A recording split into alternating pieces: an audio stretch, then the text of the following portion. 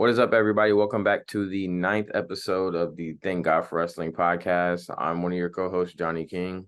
I'm the other co-host, CJ McClure.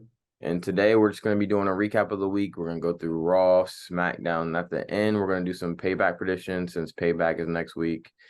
Not a lot of stuff has been announced. Hopefully it ends up being a good card, but we'll get into that at the end of the show. So as we get into Raw, I don't know about you, CJ, but I feel like Raw has been very, formulaic over the past couple months. Like, I feel like we're getting the same, match main event every week, bro. Just different combinations of it. But yeah, so Raw started off with Sami Zayn, Judgment Day interrupts. Then we hear KO's music hits, he returns. Then KO challenges any two members of the Judgment Day to a tag team match against him and Sami. So we see that for the main event. But the first match that took place was the New Day versus Matt Riddle and Drew McIntyre. I just want to ask you, CJ, how do you feel about the team of McIntyre and Riddle? I think it's okay. I feel like they're holding off on Drew to give him something bigger to do. I'm hoping that this will lead to a heel turn with Drew. Kind of go back a little bit of the Scottish psychopath, maybe go back to a little bit of NXT Drew, turn on Riddle, have a couple good banger matches. I think those guys can put on some good ones, but I'm just curious of what their name is going to be, because the only thing I can think of that makes sense is the Scottish Bros. Yo, I heard someone say the McRiddles. like the McDonald's McGriddle, bro. Yeah. But yeah, surprisingly, the New Day wins by pinfall. I'm gonna be honest, this is a hot take. I've never been like the biggest New Day fan. I don't know why. I just think it's like maybe a little too childish, maybe. But I mean, like, don't get me wrong. They're one of the best, I guess, factions tag teams you can in the history of WWE. Like, I respect them, but I just haven't been a fan. What about you? I like the New Day. I respect the New Day. Kind of like you in the beginning, back in 2015, when they were like well into their run, like as a faction slash tag team. I didn't really like them that much initially. They kind of annoyed me, but they eventually grew on me. My hot take personally, I don't think they're the greatest tag team or faction of all time. I remember like when a list came out of that and they were number one. I wouldn't put them in number one personally. I'd probably take the Usos over the New Day. Yeah, I feel that. Me personally, but I mean, much respect to him. Love Kofi, Biggie, and Xavier. I do like those guys, and they put on great matches with the Usos, especially. Their greatest rivals. Mm. Yeah, the next thing we got like a little Shayna Baszler video package, just like basically hyping her up to put her up against, I guess, her next feud, whoever that's gonna be. And then we get the Intercontinental Championship match, Chad Gable versus Gunther. Bro, I'm hoping they stretch this feud out as far as possible. Obviously, I want Gunther to break the record. And then, honestly, they could honestly put on two more matches after that before Chad Gable actually wins. Because they have lightning in a bottle, and I think the slow burn is the best way to do it, especially for Chad Gable to just get the fans behind him more and more. But yeah, bro, Chad Gable versus Gunther. It was a banger of a TV match. Chad Gable gave Gunther his first loss on the main roster by a count out.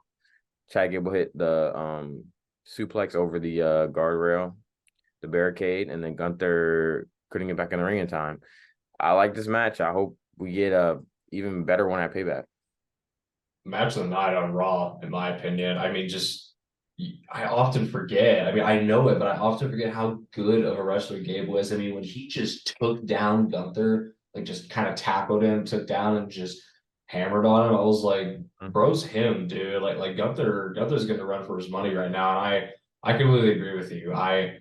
Hopefully this match is added to Payback. I don't think it is yet, at least as of this recording. But hopefully it's added last minute, because this match could steal the show, especially with the card that doesn't have that many matches announced. Have Gunther win because he deserves to break the record, and like you said, stretch it out. So have Gable win it Fastlane, and then have their rubber blow off match at Survivor Series, and then that's perfect timing to put Gunther in the Royal Rumble and have him win the Rumble. Yeah, bro. Gunther is definitely my pick for the Rumble, bro. He has to. It's the only one that makes sense, honestly. Facts. Only one that makes sense.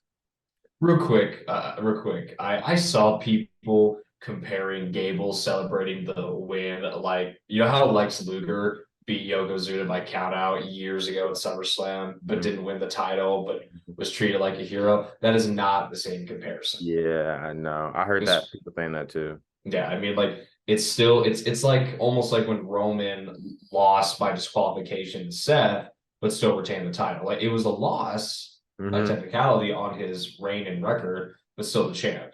So I mean, Yeah, it's not the same thing at all. yeah. Then we get a Cody Rhodes promo. He addresses the Judgment Day.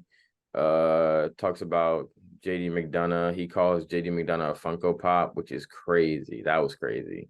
That's probably one of the best burns from Cody we've heard. And then yeah, Cody got a great pop. He asked the crowd in French what they want to talk about. Bro, even if it was in French, I'm still tired of that, bro. I'm sorry. He has to give that up, bro. But yeah, bro. He said tonight is about Kevin and Sammy. They'll watch the Judgment Day rise and fall. Rose salutes the crowd and they give him a nice ovation. Next thing we get was Shinsuke reveals what he whispered to Seth Rollins. So we get like a very great video package. We get Shinsuke talking in Japanese with the captions, very like sinister music in the background. Nice little vignette, nice visuals. And Shinsuke said what he whispered was he knows about Seth's back problems. So maybe that's the angle coming into Payback since he revealed what he said. Maybe we see Shinsuke work the back of Seth Rollins and throughout the match. Yeah, and apparently it's real. Yeah, The yeah, back so problems that Seth crazy. has. I didn't know that. I thought they were just playing off a story, but no, it's real. So I think that low key does maybe just a little bit give Seth bigger odds, Mhm. chances of winning. I still don't think it's gonna happen, but maybe they stretch this out a little bit too. Like Seth like wins by like by the skin of his teeth, and then it's Yeah, like they have a rematch at Fastlane. bro. Like honestly, I know like Triple H is like he likes the longer reigns, but I wouldn't be mad if like they have Shinsuke win like after like this match or like the next match, and then Seth ends up getting it back just to like because I feel like Shinsuke has never got the credit he deserves and he's never been able to have a proper title run. Like even when he won the Royal Rumble and then he went to WrestleMania to face AJ, but he lost. Like, what's the point, bro? You know what I mean? Yeah. So I don't know. I know they're probably not gonna let him win, but maybe there's a chance. Yeah, I think it depends on your point of view. Like I remember back in 2016 between the feud with Sasha and Charlotte, how they kept hot potatoing the title, where Charlotte would win it on pay-per-view, but Sasha would win it on Raw.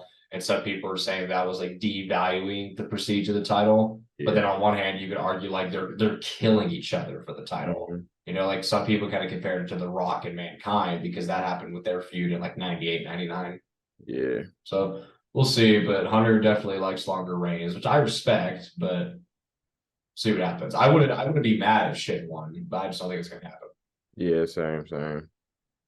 Next thing we get was we see Rio make her way to the ring with Dominic because she's facing Candice LeRae. Then there's a commercial break, but we figure out that John Cena is coming to SmackDown September 1st. So that should be a big show. There's been rumors that he might tag with LA Knight to face The Miz and Grayson or something like that. But I guess we're gonna see, man. But yeah, Ripley faced Candice LeRae and uh it wasn't really a long match at all. It was kind of like it's 2 like to 3 minute match yeah, squash. yeah, squash match for real. And I don't know, man. Candice LeRae was like great in NXT, but and I don't know, dude. Like they just have so many people that they're not utilizing on the main roster. Like if you're not utilizing them on the main roster, bro, just send them back down to NXT so they can like actually like be used and like get TV time. I But saw someone online made a good point. Like, I'm pretty sure Odyssey Jones was drafted to Raw, and we haven't seen him on TV once. literally, bro, like where is he at, bro? Where is Yeah, he at, dog? And I kind of got like Mark Henry vibes from him, bro. Like we need like a kind of like kind of like a powerhouse. I mean, we have Bronson Reed, but like he doesn't really get any like push either. You know what I mean? yeah. So I mean, love Candace. So like you said, did great things in NXT. Rhea's reign has honestly been underwhelming. I hope the feud with Raquel kind of revamps it a little bit. Yeah, she just hasn't been defending like the belt because she's just been like the leader of the Judgment Day. I don't know, man. Yeah. But yeah, next we get the Miz comes to the ring. And like the Miz is because he's having a few LA Knight. The Miz says he chose a very, very strong opponent for him, and it turns out to be Akira Tozawa. He's like hyping this person up, and he reveals that it's Akira Tozawa. So we see that, and then the referee checks on Tozawa, and the rings the bell for the match. LA Knight's music hits. LA Knight comes out to a huge ovation. Tozawa drops kick Miz out of the ring. Knight throws a tissue at Miz. Miz is furious and gets in the ring. Miz charges, but Tozawa pulls the top rope down. Knight is heading to the commentary table and points at Miz. Tozawa then hits Miz with a suicide dive. It's a commercial break. Blah blah blah. And the winner actually turns out to be Akira Tozawa, bro. They gave Akira Tozawa a pinfall victory just to further the feud with him and LA Knight. Which I mean, go Tozawa, but like that's crazy. I think it makes sense. I understand it. I mean, Miz cost, LA Knight that win against Austin Theory to go to Payback for the US title. So eye for an eye. And yeah, good for Tozawa. Tozawa is the example of make the most of what you're given.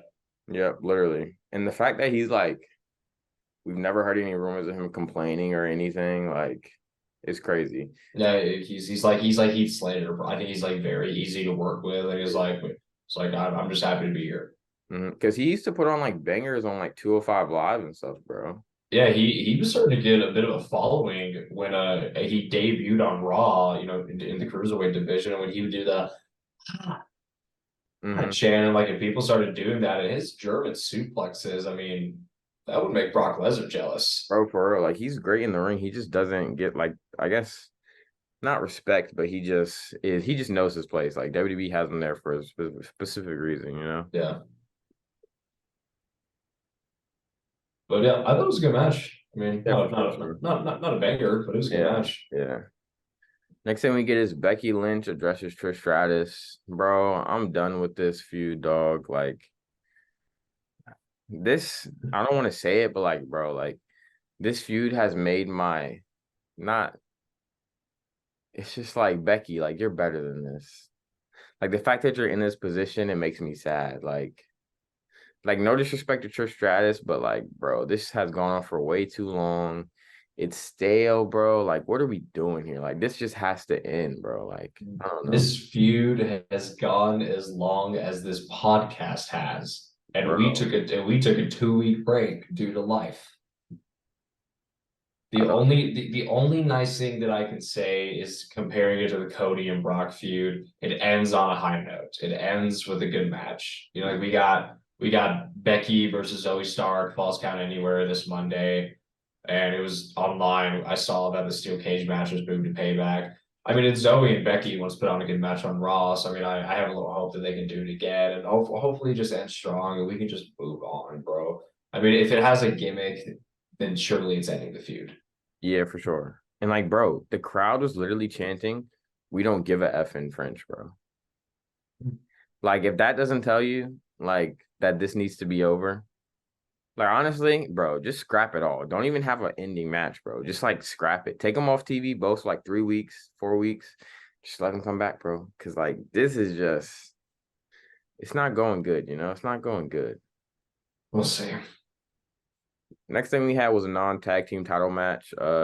Chelsea Green and Piper Nevin versus Katana Chance and Kaden Carter. Bro, I don't know why like Katana Chance and Kaden Carter, bro, they formed NXT tag team champions. They were like the top tag team in NXT.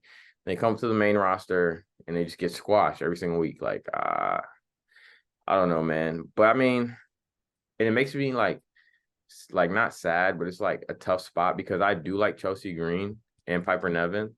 So I can't be mad that they got the win, but it's like, bro, Katana Chance and Kaden Carter deserve better.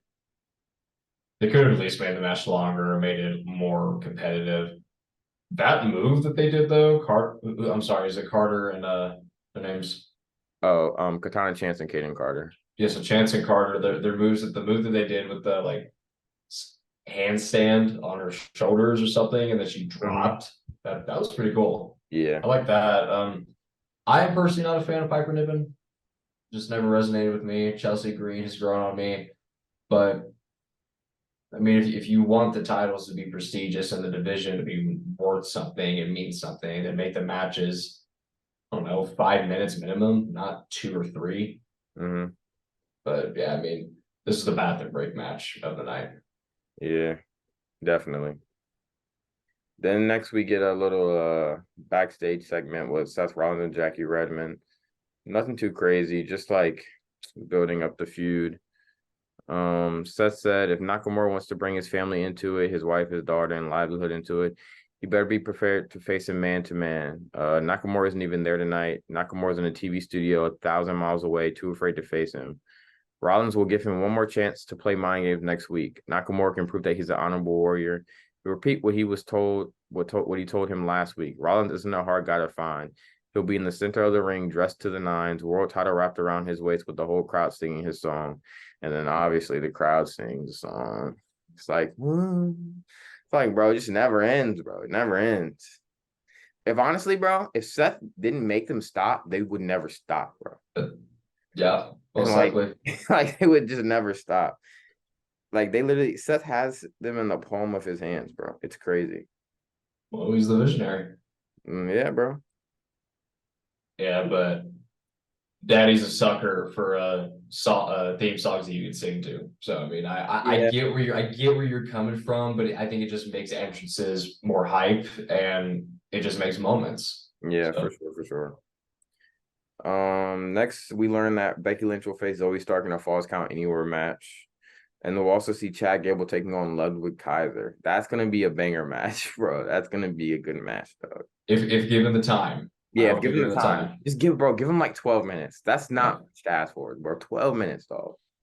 12 minutes, like one commercial break, bro. Come on. And then we get the main event, the non-tag team title match. Kevin Owens and Sami Zayn versus Finn Balor and Damian Priest. So Finn Balor and Damian Priest head to the ring and begin brawling with Kevin Owens and Sami Zayn. The bell rings, start the match. Priest turns Sami Zayn around in the corner and punches away at him. Blah blah blah blah blah blah blah blah blah. But it gets like the match kind of like gets stopped because JD like appears, a whole bunch of stuff happens, and then Cody Rhodes comes out to help Sami Zayn and KO. And then Cody Rhodes is like, at this point, it's like 9:40. And I'm like, bro, no way that this like it's gonna end this early. Like, we're gonna get something else. I was looking at the time. I was like, what? Cody Rhodes comes out. Classic Cody Rhodes trying to save the day, babyface. There's three of us, there's three of you. Let's fight. Blah blah blah. So they end up doing 3-on-3, and then the winners by disqualification, or the winners of the first match by disqualification with the Judgment Day. And then we get the new 6-man tag team match that I swear we've been getting every single week, bro. Like this part, there's no way in my mind that Triple H is booking this, bro. There's no way, bro. He can't be, dog. Unless he like has just lost it, bro. There's no way he's booking these six. I swear we got a 6-man tag every single week for like the past like 2 months, bro. Yeah, it's starting to get repetitive for me now. However, still been good, still been entertaining, and all the crowds have been liking it, and you can see that. But is it Yeah. beginning repetitive and redundant to your point? Yes. And it's like I saw one stat, bro. It was like, or a tweet, it was like the Judgment Day has like main evented Raw every week for like the past like it's been it was a crazy number, bro. Like they've been in the main event every single week, bro. But how many of them have they actually won? Bro, I feel like a lot of them just either end up disqualification or it's just like back and forth, back and forth. They'll win one, they'll lose one, they'll win one, they'll lose one. But it's just like I feel like there's no depth, bro. There's no depth to Raw anymore. It's just like we know what's gonna happen, dude. Right. Like I don't know. But yeah, so we get that one, and then winners by pinfall, Kevin Owens, Sami Zayn, and Cody Rhodes. And they've been teasing a lot of dissension in the Judgment Day. Like Rhea Ripley had to literally drag them out to the ring, bro. You saw that? Finn Balor, Yeah. Damian Priest. And yeah, I feel like there's been rumors that Damian is the one they're gonna kick out, and then they're gonna bring in JD, which honestly I wouldn't be that mad about because I've never really been like the biggest Damian Priest fan. I'm gonna be honest with you, but maybe he needs to be on his own again, especially with the Money in the Bank briefcase. Maybe he should be on his own again so he can focus on that and trying to get the belt. But yeah, how do you feel about JD McDonough? Truthfully, I'm not that educated on him, but he seems like he's not got it. I mean, like to be a main event star, but I mean, he seems like he can keep himself relevant. I mean, Yeah, if he's got any ties to Finn Balor, I mean, he's got to be good.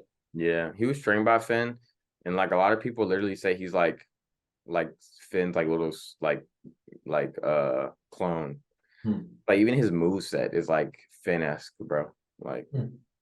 so I don't know, man. I like him. I feel like he'll have a future. I can see him like definitely like a good mid card Intercontinental Champion. You know what I mean? Right.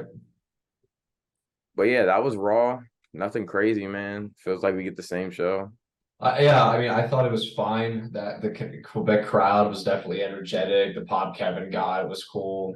I mean, they were pretty energetic and interactive in the main event. So I mean, they were entertained and had fun. Obviously, it's repetitive for us at home, but yeah, the episode was fine. Yeah. Wasn't bad. And then so SmackDown last night, Friday. This was basically a tribute episode to both Bray Wyatt and Terry Funk, who tragically both passed away this past week. So prayers out to their family, condolences. So SmackDown kicks off with a graphic paying both Terry Funk and Bray Wyatt tribute. And then we go to the arena and we see all the superstars lined up, basically just having like a moment of silence with them. And we see Eric Rowan on stage, dude. Eric Rowan came, which was great to see him back in WWE, just like there. So who knows if he's, maybe gonna come back. Um, so yeah, they did like a 10 bell salute across the arena. And we also get a video package from WWE. And bro, that may almost made me emotional, bro. Seeing all of Bray's best moments, dog. I was like, brother, bro, like gone way too soon, bro. Gone way too soon. But yeah, man, the first match of the night was Rey Mysterio versus Grayson Waller. I'm gonna be honest, I was in the gym while SmackDown was going on. So I was literally doing cardio, bro, while this match was happening. And I was like, it's like I don't care about this match, bro. I was like, good for Rey Mysterio, he's US champion, but like I don't care about this match. It was all right, but what I will say is I like to see Theory and Waller as a tag team, or at least feud together. I think that'd be pretty interesting. Yeah, I would definitely like to see them feud, especially the mic battles they could have, I feel like would be good. It's almost like who's the real next big thing, you know?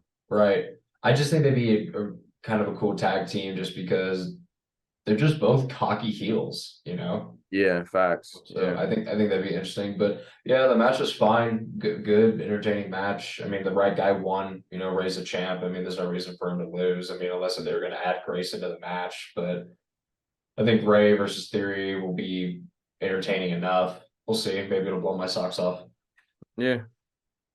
Then we get like a little backstage segment with damage control.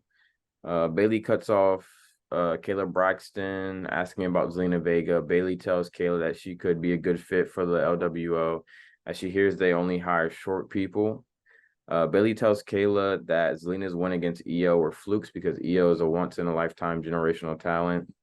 Blah blah blah blah blah. So then we get Io Sky with damage control versus Lena Vega.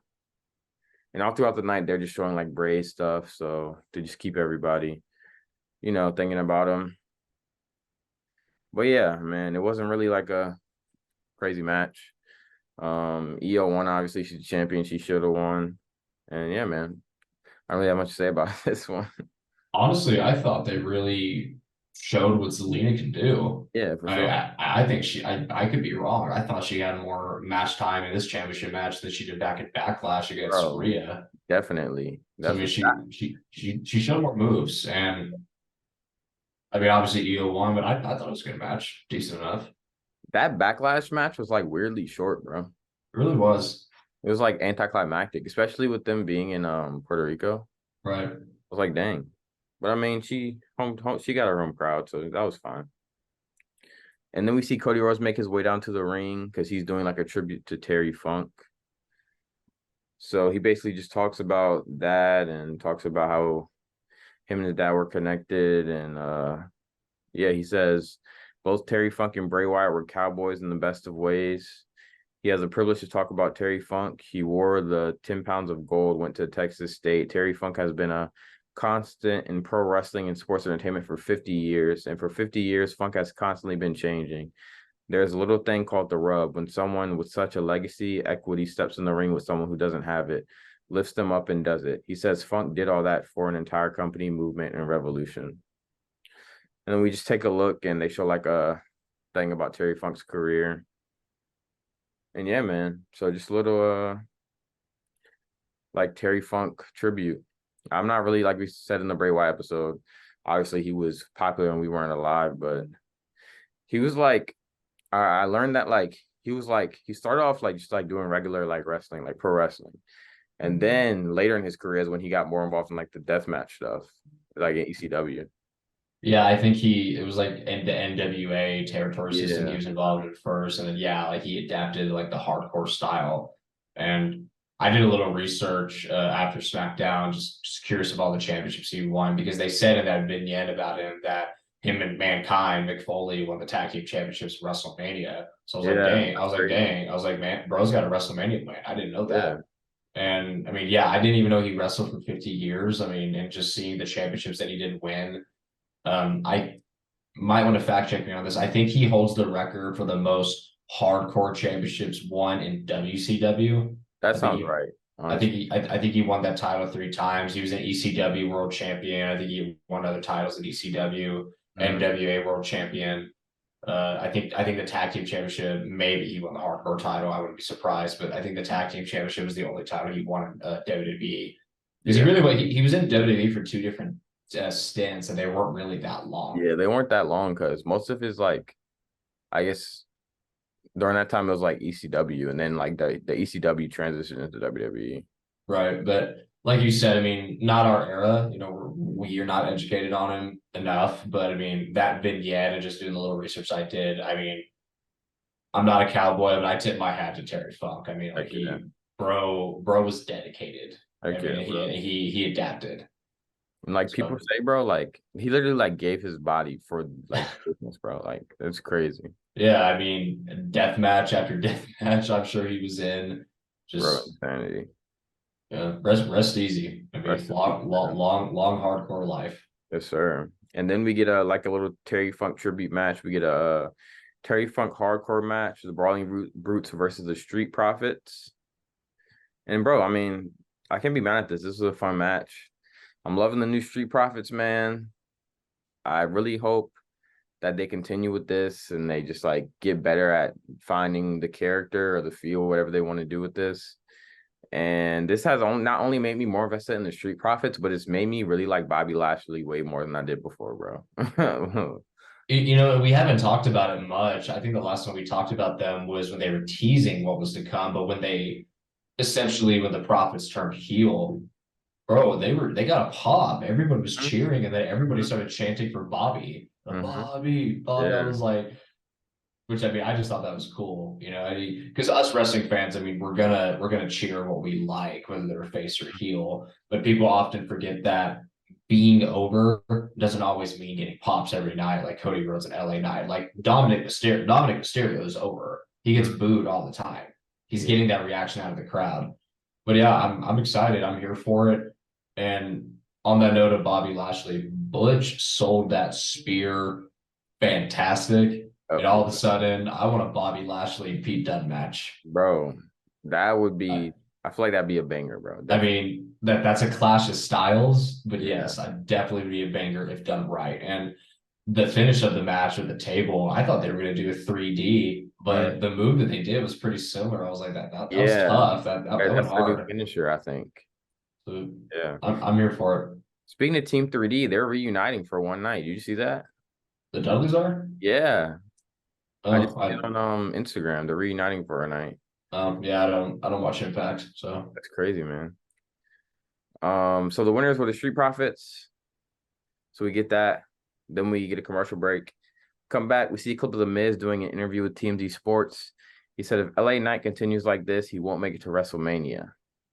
LA Knight comes out to the ring, says he will get to The Miz in a second, but from what he can tell, tonight is about Bray Wyatt. So LA Knight does a little Bray Wyatt tribute. He says he walked out tonight and he saw everyone representing with the Fireflies, and it got him thinking. He says sometimes your greatest foes can turn out to be your greatest helpers. He sells he and Wyatt went through hell. He did everything imaginable to him, and through that, he was getting him ready for anything. LA Knight says he will be honest. He'll be hold himself together well tonight until he saw pictures of his family because his heart breaks for that. But as he looks around tonight, he can hear it and he sees it. He knows that they can feel the spirit of Bray Wyatt in the building. So yeah, man, I really enjoyed that because like without that feud of him and Bray, like, and that's like the introducing us to LA Knight, we wouldn't have probably got the LA Knight right now that we have right now. So No, it's I mean, yeah, I mean, Bray obviously, he was off TV. I mean, he was going to feud with Bobby Lashley in WrestleMania, but then was off TV because of the illness. But for some reason, LA Knight was the one that got over, despite the fact that he lost that feud. Yeah. With Bray. I mean, people started getting behind him in WrestleMania season. So yeah, I mean, that was cool. I mean, it's. I'm not saying LA Knight was the last person I expected to do a tribute, but I didn't see it coming. And again, he's great on the mic, man. And you can tell that maybe some of this is scripted, but everything he said was definitely from the heart. And I thought it was cool because again, the show must go on. That's what they say in WWE. That's what they say in wrestling. That night was mostly a tribute, but they still needed to move all the stories forward. And I thought it was cool how he transitioned, said, and it's that same spirit that has me saying, "Let me talk to you." Yeah. And then and then address the Miz, but then goes, "Miz, one more thing. A wise man once told me, the next time you see me, run." Yeah. That was cold. Yeah. Bro, Bray Wyatt was just so good with words, bro. He was. He just made everything believable.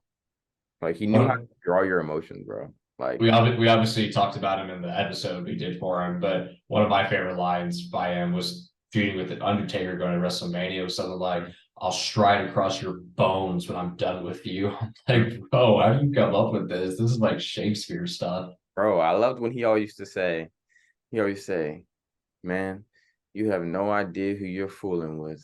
And I was like, bro, like, it's like, dog. He was just so great, man. He was just so great. But after that, we get LA Knight versus Finn Balor. Bro, I enjoyed the match. Dog, that LA Knight spot he does where he like jumps from the mat to the top turnbuckle and turns into a superplex is crazy, bro. That is pretty athletic. It's I'm not gonna say his moveset's pretty minimal. I mean, I know what you mean. Right. I mean, like he kind of gets up there on that elbow, like he gets some air on that. But yeah, I mean, bro's got vertical. Yeah, jumping up and getting that. So that was impressive. And then this is a sorry, I was to say this is a dream match that I didn't know I needed to see. Bro, for real. Like the fact that we got this on a regular episode of SmackDown is crazy. And I'm also surprised that I was like, I don't know if they're gonna have like LA Knight win clean. Like, I don't know if, like maybe it ends in disqualification, like Miz comes out.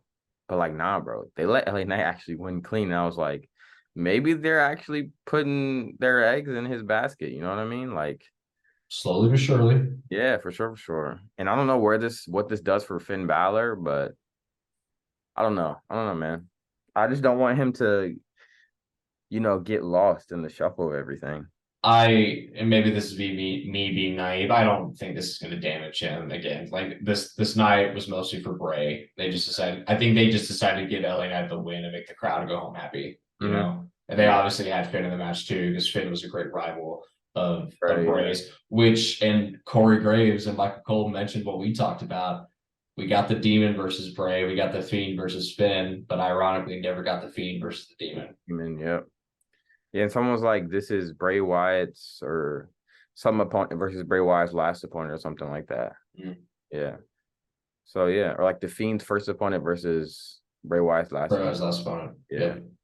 So yeah, man, very poetic, man. It was It was a great, wholesome episode of SmackDown. They really tried to make it as positive as they could, even though we were paying respects to two legends in the wrestling business. So overall, it was a good show. It was a good show. Was. And before we transition to payback predictions real quick, should have done this in the last episode, but I'm doing it now.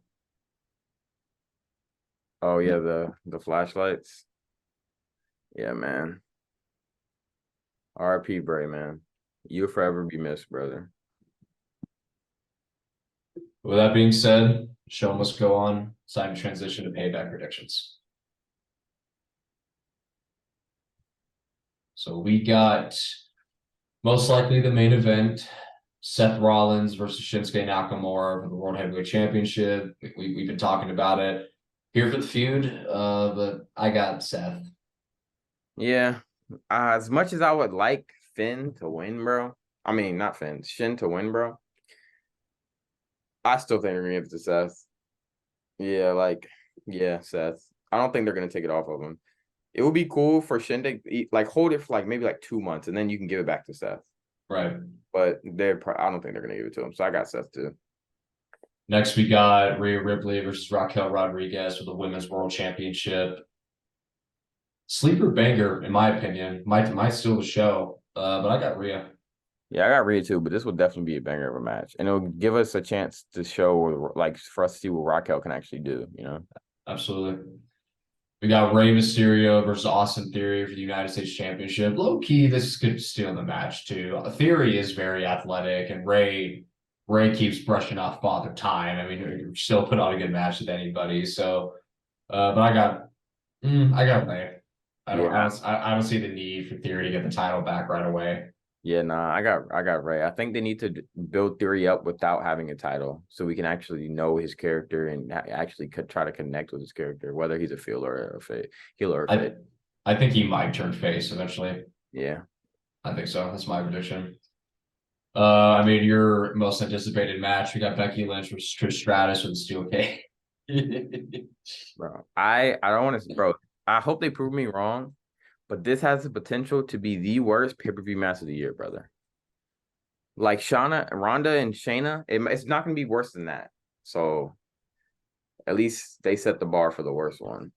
But I'm just done with it, bro. Like Becky Lynch, she should be like in world title contention, or at least having a feud. Like, why not have her feud with Shayna or something, bro? Like, have her actually have a feud that's worthwhile, bro. Like, no disrespect to Trish, but like, you know what I mean, man. Like, Yeah, for sure.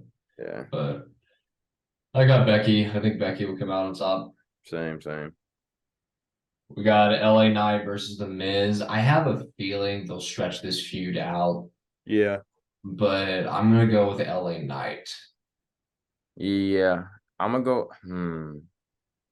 I don't know. See, I don't know if they would do a thing where like it depends on if they do 2 or 3 matches. Like I could see uh LA Knight winning the first one, Miz winning the second one, and LA Knight winning the third one, just so he can end this feud with a win. Or I could just see them having LA Knight just win, and then that be it. I don't know. It depends on if they stretch it out. I don't know. But I'm gonna go LA Knight. Yeah, I'll go LA Knight for now. And we have also, I mean, not really prediction, but we have the Grayson Waller effect with special guest Cody Rhodes. Bro, what is the point? I didn't even hear this get announced. So that's news to me, bro. Yeah, I mean, I can't see the date, but this article, I think this is a myth, new. bro. You don't have Roman on the show. You don't have Jimmy on the show. You don't have Jay on the show as of now. Why isn't your second biggest star in the company having a singles match? Like Seth Rollins versus Nakamura is not a big enough match to carry the pay-per-view, bro. Not at least not in my eyes. Like they need like 1 or 2 more matches on this card. like what's Cody gonna do? They come out, they talk, Cody hits him with the crossroads, get a whoa, like I don't know, bro. I'm just like they're Cody's momentum has stalled, bro. Like now, I know I said this a minute ago, but like I don't care if he finishes the story or not. I'm gonna be honest, bro. The story has been going on too long, bro. Like we just had a whole bunch of after the after the Roman WrestleMania match, bro. We just had a whole bunch of blank, meaningless pages. We're just flipping through blank, meaningless pages, bro. Hindsight's 2020. So I mean, we'll see how you feel when they get back to Cody versus Roman and Roman's all by himself. Yeah. And maybe I feel like that might make it better. No bloodline, Roman by himself, Cody versus Roman just alone. You know what I mean? Mm. But I don't know, man. I just think that he should have a singles match. Oh, for sure. Like, although I'm not trying to call you out, but I can't help but find a little contradicting that back in Money in the Bank in our first episode when it was Cody versus Dom, you kept saying, what was the point of this?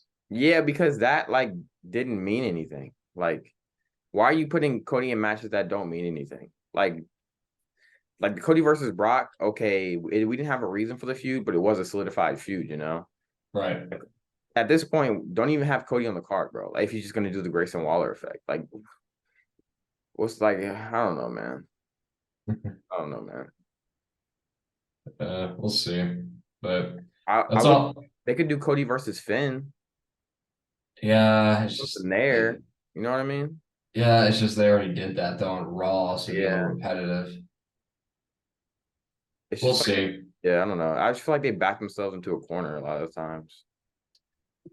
Yeah, I mean, we said it before. I definitely wish Roman was defending on this because this is the pay-per-view where his reign started and he's about to hit the 3-year mark. So I wish we were going to see that.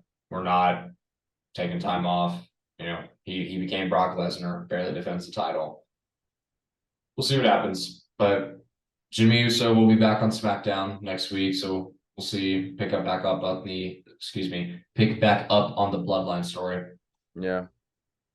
But it's like, bro, who is there left for Cody to feud with?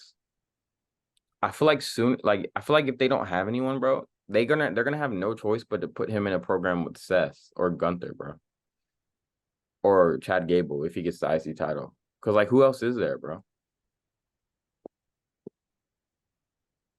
You mentioned Edge last week, but I don't know. Yeah, we don't know where Edge is, what he's doing. Did you see he like debunked the rumors in the video he posted? Yeah, how they apparently denied his contract. Yeah, which I saw something that said his contract technically isn't up until late Yeah, September. late September. Yeah, We'll see what happens there. But yeah, I mean, unfortunate. The big things that happened this week were two wrestlers that passed, but another week of wrestling. Payback next week. We'll be covering that. That's all I got for the weekly recap. yeah, me too, man. Just a little week recap, man. Looking forward to this next week. We get John Cena and Jimmy Uso, so major storylines there. But yeah, man, thank you guys for tuning into episode 9 of Thank God for Wrestling podcast. As we always say, I'm Johnny King. Don't forget to say your prayers and watch your wrestling, man. I'm CJ McClure. Don't forget to like, share, and subscribe and comment. Thank God for wrestling. Sir, we'll see you on the next one.